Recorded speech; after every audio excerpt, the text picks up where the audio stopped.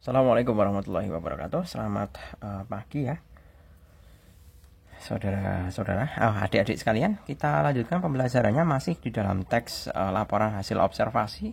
Nah, pada kali ini kita akan diminta untuk mempelajari mengenai struktur dari teks laporan hasil observasi. Nah, secara umum kalau sebelumnya kan kita sudah mempelajari mengenai ciri kebahasaan teks laporan hasil observasi. Nah, sekarang akan kita mempelajari mengenai struktur dari teks laporan hasil observasi. Nah, strukturnya itu adalah kita bisa menuliskan dalam sebuah bagan ya. Yang pertama adalah judul. Nah, judulnya sudah jelas ya. Adalah pupuk organik. Itu adalah judul dari teks tersebut. Nah, kemudian bagian yang kedua adalah deskripsi umum. Deskripsi umum. Nah, deskripsi umum itu yang mana? Deskripsi umum adalah biasanya ditulis pada bagian awal. Seperti halnya di sini ya. Pupuk organik adalah hasil rekayasa pertanian. Nah, ini salah satu contoh definisi ini. Deskripsi umum itu nanti akan memuat definisi kata objek. Ya. Nah, mana buktinya ada kata-kata definisi objek? Nah, ini ada kata adalah. Seperti itu. Jadi jelas ya, untuk deskripsi umumnya kita bisa menuliskan pada paragraf pertama. Selanjutnya, struktur yang ketiga yaitu deskripsi bagian.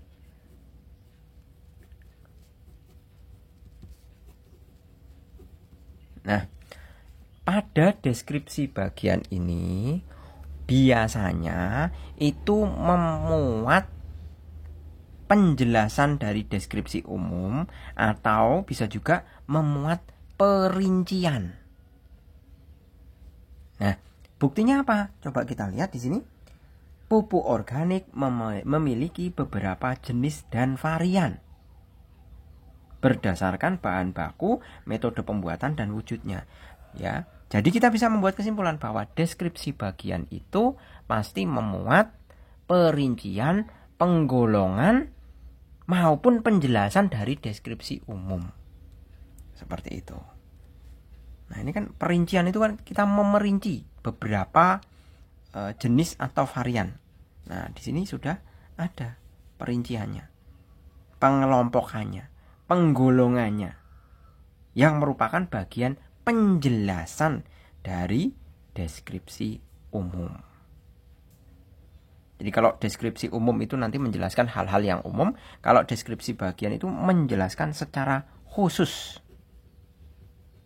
atau secara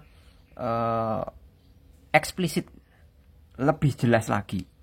Seperti itu. Kemudian yang berikutnya adalah di sini dilihat dari lingkungan dan ekosistemnya, pupuk organik memiliki kelebihan karena dapat merangsang perkembangan organisme tanah. Tanah yang kaya akan organisme dapat memberikan nutrisi pada tanaman secara berkelanjutan. Hal ini disebabkan aktivitas organisme tanah akan menguraikan sejumlah nutrisi penting bagi tanaman. Nah, ini juga merupakan deskripsi bagian. Jadi ternyata deskripsi bagiannya adalah paragraf kedua dan paragraf ketiga. Seperti itu. Oke, jelas ya. Berikutnya, bagian yang terakhir dari struktur laporan ini, struktur LHO ya. Struktur laporan hasil observasi adalah deskripsi manfaat. Tentunya adalah menjelaskan mengenai manfaat atau kegunaan dari teks ini tadi.